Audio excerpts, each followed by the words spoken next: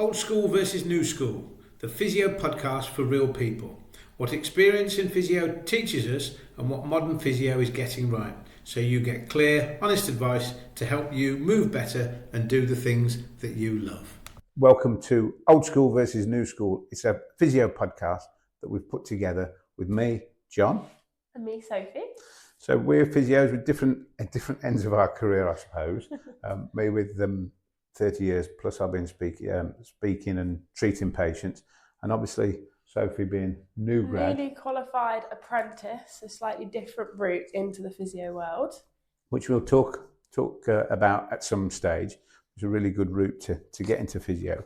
And so we wanted to kind of discuss and share really like what I know and how I learned, and obviously how I've been able to share that with Sophie. And Sophie in her way has been able to teach me more of how the modern, the younger people tend to think. Yeah, so coming back and being trained by John from university, there was lots of new ideas I was thrown into the mix and into the clinic itself. So we've sort of reflected on that. Now I'm qualified and want to share that with you guys. So here we go. Here we go. So where do we go from here? So what would we like to discuss? I think probably the difference in language that you were taught versus what I came back with. Yeah, how would you describe that? So we were taught very much so at university that people weren't wearing out, they weren't brittle, they weren't crumbling. It wasn't just a thing that happens naturally. There is something we can do to avoid it, and a scan is not always the right thing to do. And that's kind of a big concept, isn't it, within the clinic? A lot of people will come and see us and say, I want to scan for this and I want to scan for that. And kind of knowing and having a physical picture can be of use. 100%. But sometimes, A, it's not the best route, and B, it doesn't always give us the best information. It's having a scan for the right reasons, really. 100%. I think sometimes we can lean on it a little bit too much. We know our clinical signs, we know what we can do physio-wise, and that was a very large proportion of what was taught at uni. You don't just throw a scan at everything. So coming back into clinic, and we will say a private clinic, so it is slightly different. When scans are something we do lean on sometimes, it was interesting the conversations me and John were having regarding it. Yeah, and of course, there's a couple of kind of almost like caveats really with a scan, because a scan is only as good as the scanner that's producing the scan, because it's like what's a good camera and what's not such a good camera. They're not bad cameras, but they're cameras nonetheless, Mm-hmm. But they're different. It was some years before I realised that, and then of course the expert who's reading it, we're not experts at reading scans, so you need an expert who reads scans all day who can then give us an interpretation, because that's what it is. It's an interpretation of different shades of grey, white and black, really, isn't it? And then on our aspect, it's their interpretation of a picture, but we've got the patient in front of us with the symptoms. And then you marry the whole thing up. 100%. And we've had people, and there's research that shows you get a scan, it shows degeneration, doesn't always mean pain goes along with it. And that's not always what we're looking for. So a symptom-led decision is where we want to go with things. And I think that's a really, really important point, isn't it, Soph? That just because something might appear on a scan doesn't mean that it's a problem. Let's be honest. There'll be arthritis in my joints at the age of 50-something. And there'll probably be some signs of arthritis in Soph in her 20s, you know. But it doesn't mean that it's a problem per se. So it's marrying the whole thing up. And the language also that we see in the scan reports, moderate, mild, severe. What does that actually mean for the patient? If they said that, I don't know, my wrist had moderate arthritis, but I have no symptoms, well, fantastic. You've built up enough strength that you can cope and it's not symptomatic, but that might send a patient's head into a spiral, make them feel they're breakable, etc., which is not what we're trying to promote with physio anyway. So, and that's where, you know, I think back in the day we'd get the scans, we'd get the x-rays, and the terminology would be, oh, well, it's worn out. Yeah. The joint's worn out. Bone on bone, worn bone. out, crumbling. We don't use that now. I've seen bone on bone scans, x-rays and people who are absolutely fine. Yeah. And other people who haven't got as such bad bone on bone. Severe findings, yeah. And they're in all sorts of pain and discomfort. And I suppose that's where our job comes in, doesn't it? To be able to determine what's going on, like you say, with the symptoms, but then work out how we can aid that patient, whether they've got bone on bone with no symptoms or bone on bone with loads of symptoms. Yeah. That's where we And building that musculature around it is so important. And that's what we're here for. We're not here just to read a scan and tell you you're worn out. That's not productive in any way, shape, or form. And I think that's the where we've moved on, really, that actually, because the scan says that, it doesn't mean there's not stuff, strengthening, like you say, that we can do to help it. Yeah. And I think one of the biggest phrases I brought back from uni to you, John knew it, but it was new to me, is hurt doesn't always necessarily equal harm. And that's a massive line we play with rehab, is it might be uncomfortable, shouldn't be agony, but it is going to get you somewhere if we're strengthening the muscles and help your joint or help your back, neck, whatever it is. So it's interesting to see that we don't just read a scan and go, yeah, bone on bone, that's you. Hurt doesn't equal harm if we're getting you to move the joint and build all the muscle support around it. So I think that's where we're quite lucky, especially, again, going back to my age, which I don't really want to keep doing. But of course, I've picked up a few injuries over the years, various injuries for all sorts of different reasons. Why wouldn't I? But the good news, because I've got an understanding of what's going on with my body, I can then relate that pain, which helps for me to be able to relate to the patient. So when the physios in the clinic do pick something up, it's kind of, yes, it's not great, but it's good information. Yeah. It's good information for what you can feel, and then what you can start pushing through, because you're absolutely right. So with the whole, a little bit of discomfort when you're doing exercise, when you're being active, that's not always the end of the world. Like you said, we don't want agony. I'm not a big fan of the no pain, no gain thing. That's probably taken too far the other way. Edge of the line, yeah, but actually we do need to stress the muscles to be able to build them. If you look at again, we'll really get boring and technical, which we're trying not to do here. But actually, if you think about how muscle is going to increase, it is effectively trying to just break it down in a controlled way to be able to build it up so that it can become stronger, you see. Yeah. And that's where we jump in with another boring little idea of the fear avoidance model. So when people are told they've got bone on bone or they've got this joint issue, it becomes scary. So they do less, they move less, that muscle wastes, the pain is more because the joint's not supported, and then we get this nasty cycle.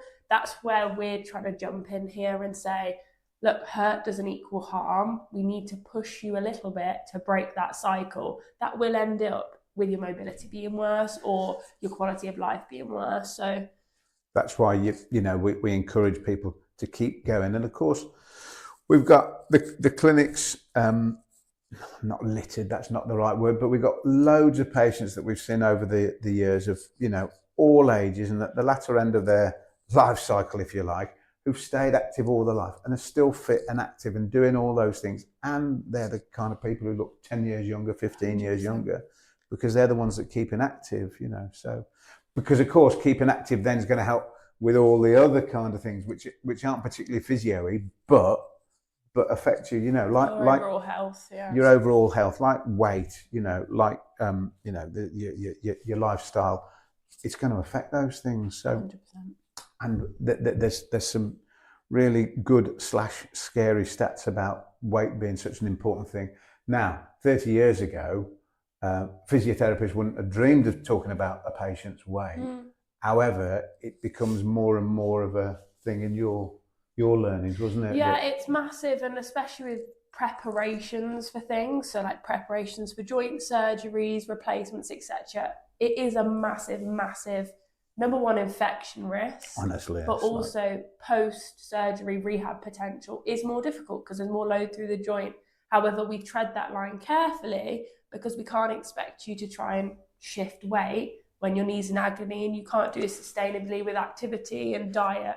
So it is a balance. There's a real balance. It's a real balance. We can't just say your knee hurts, oh, go and lose some weight. That's a massive cop-out. But it absolutely is for us as physios, but we wouldn't have even, there would be instances where we'd be having a discussion around that. 30 years ago we wouldn't. No. We'd be going, oh, we're the physios, we're going to do, or the surgeons, you know, we're going to fix your knee, without even taking that into account, without even recognising it. It's a really wraparound care now, isn't it? Absolutely. We're trying to go 360 instead of just, you've got a poorly knee, cool, let's fix it. Exactly, let's just go with your knee. You know, there's lots of other factors around it. Like I said, some stuff that we don't want to get into, but some stuff that really is. I had a good expression. It's almost like a meal, isn't it? Your knee's the main course, but we need to get some side dishes in there around it as well, like the lifestyle, like that. How much? Because it might be that you are doing a little bit too much. If you got a sore knee and that you're running every day and you're making it sorer, well, that's not going to be great anyway. And we see plenty of people in the clinic who might then think, actually, I've got to keep going, I've got to keep going, I've got to keep going, I've got to get it stronger. That's again when we come in and say, well, actually, we've got to modify that a little bit. We've got to control how strong we get it, and we can't just overload it massively. It's one of the things that probably the most frank conversations we have is the people that are doing too much, and we have to cap that expectation while keeping them strong. It's almost the other side of the coin. It's the real balance, and we'll say this in the clinic. It's getting the balance right. We don't need to do too much. We don't need to do too little. And so it's getting that balance right. And that's what we do, really, isn't it? Yeah, it's all a balance. And another thing about preventing people or slowing people down with activity, we understand it's a massive mental health thing as well. And that's also a big conversation through my learning that John, perhaps 30 years ago when you were training, didn't have at uni. Wouldn't is the mental health aspect that your psyche, your mental health massively impacts your recovery. So if we aren't even considering that, pulling you off your sport, which is also your social life, your sort of safety net, and saying just stay at home, do your exercises, don't do anything else, we can't expect you to make leaps and bounds in that. So again, balance is our favourite word, but balance with mental and physical health is also part of our job now, which I don't think was as much. Whether times a duller, I don't remember it being a conversation. I do not remember it being a conversation. But like you say, if somebody likes to go for their runs or their walks or their football or whatever, and we're saying don't do that, well, how good's that going to be to helping them get their recovery? It's just absolutely not. No.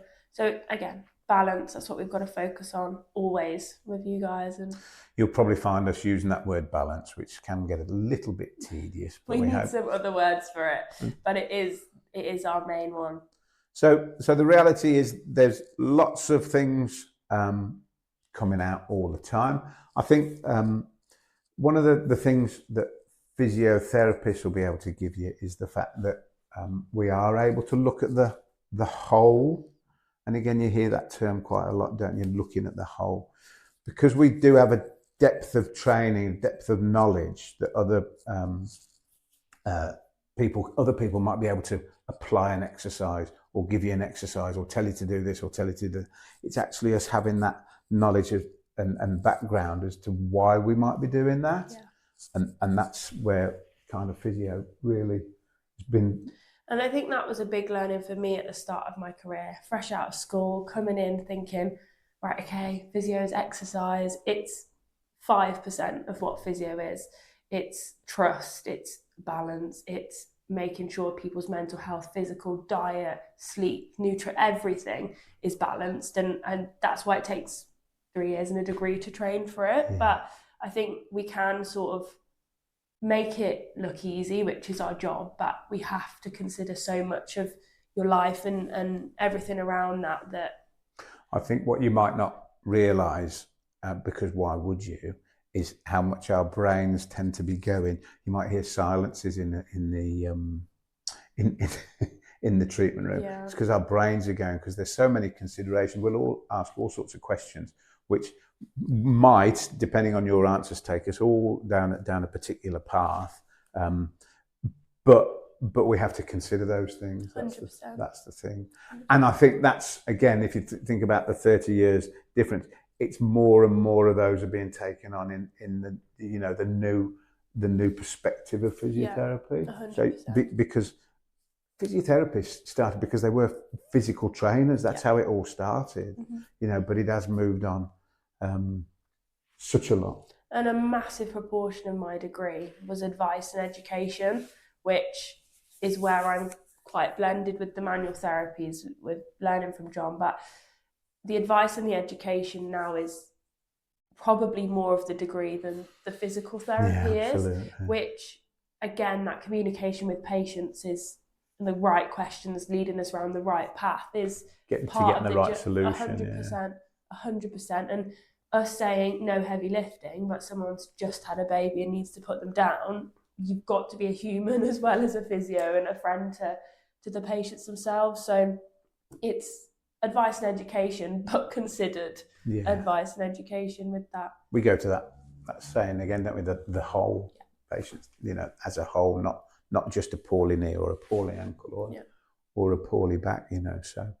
So there's lots of different things that we've been able to learn from each other. You know, we use the phrase, and you will have heard it before. It's not a new phrase. It's all, every day is a school day, and it really is every day a school day.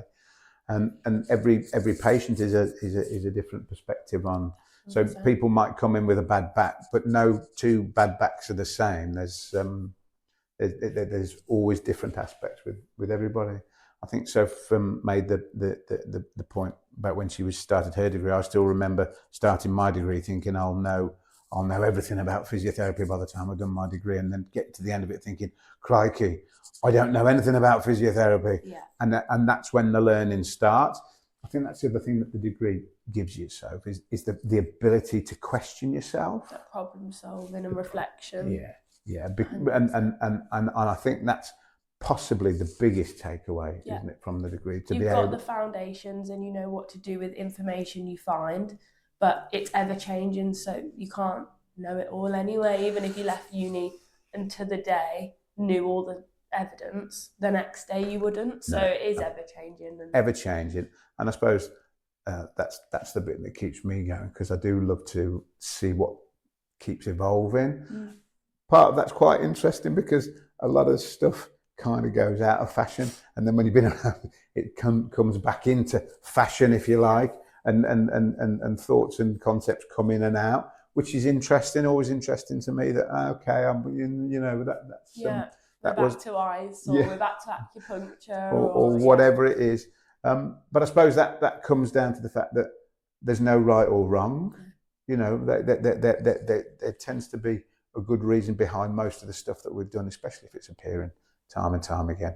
Like Soph says, you can't remember everything all the time, but actually these things do come round. So there's been lots of things, haven't there, that we've picked up that actually brought together, but actually been able to kind of develop new learnings as well. We were looking, boring sideline, but at outcome measures the other day in the team meeting. Outcome measures of how we can work out if you're getting better or not. Like a tracking process. And I found 2021, and John goes, I've got one here from 2001. It's the same thing worded differently. So it shows, again, I've got a shiny new paper saying, look, this is what I found. And John's gone, I've had this for years. So even if it seems new, we're still using the same foundational principles. Absolutely. So there's a brief introduction to our first podcast. It's the new physio, old school. Hopefully that has been of interest to you, and we hope to see you again. I've been John, by the way. So. And we might see you next time if you want to come back. Thanks then. Take care. Thank you for watching. This has been John Price and Sophie Cook from Midlands Physio. If you found this helpful, please share it with somebody who might need it, And if you want any further advice or information, please get in touch with Midlands Physio. And our telephone number is 01562 754 380, or our email address is info@midlandsphysio.co.uk. Thanks then.